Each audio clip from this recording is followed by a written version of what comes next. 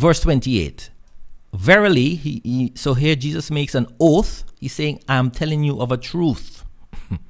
Okay, trust me when I say unto you, there be some standing here which shall not taste death till.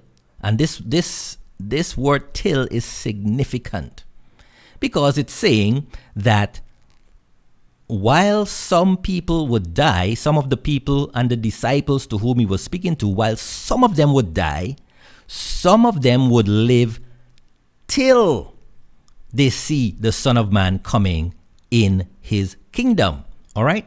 So let's look at this in our chart, okay? Because as I said, the chart makes it very easier to understand some of these things, okay? So here we have our chart, and I have a chart here, and it's covering the years roughly 30 to 70, okay? And we know in 70, let me get my marker here.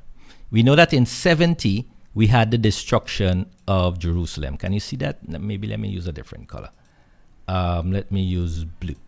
Okay, so we know that in 70, we had the destruction of the temple and we had the end of the Sinai covenant. Okay, and we know that Jesus was speaking before the cross, so sometime in this area, sometime between 27 and 31. Okay, so at this point, Jesus is saying, there be some standing here which shall not taste death till they see the Son of Man coming in his kingdom.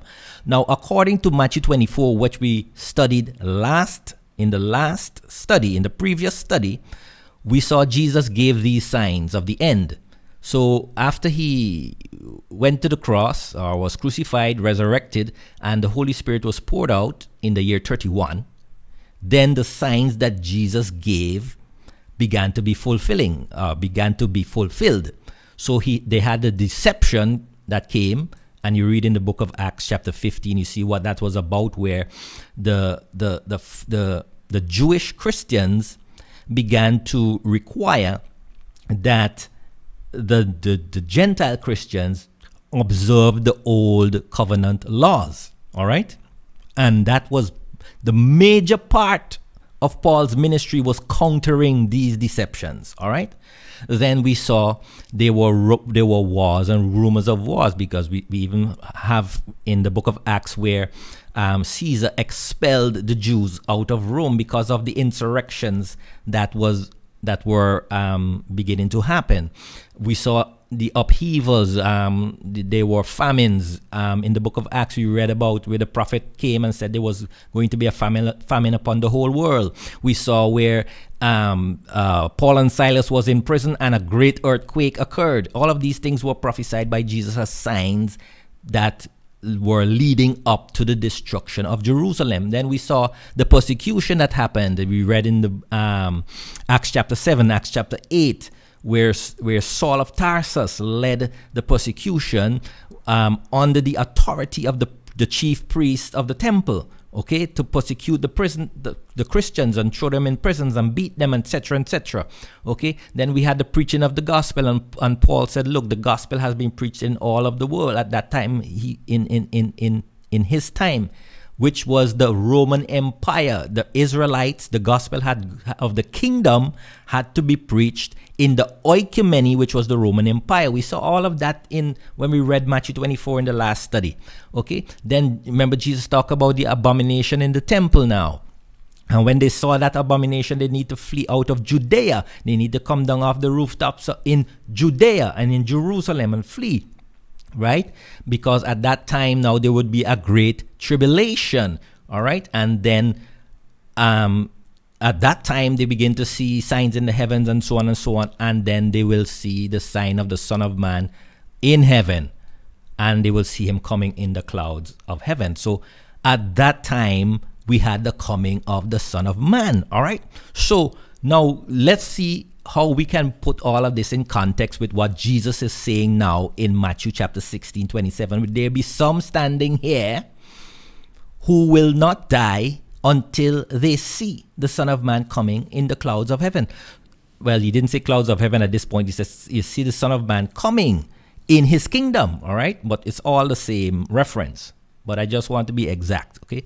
So let's assume, right, that the average age of the people who were standing there was 30 years old, okay?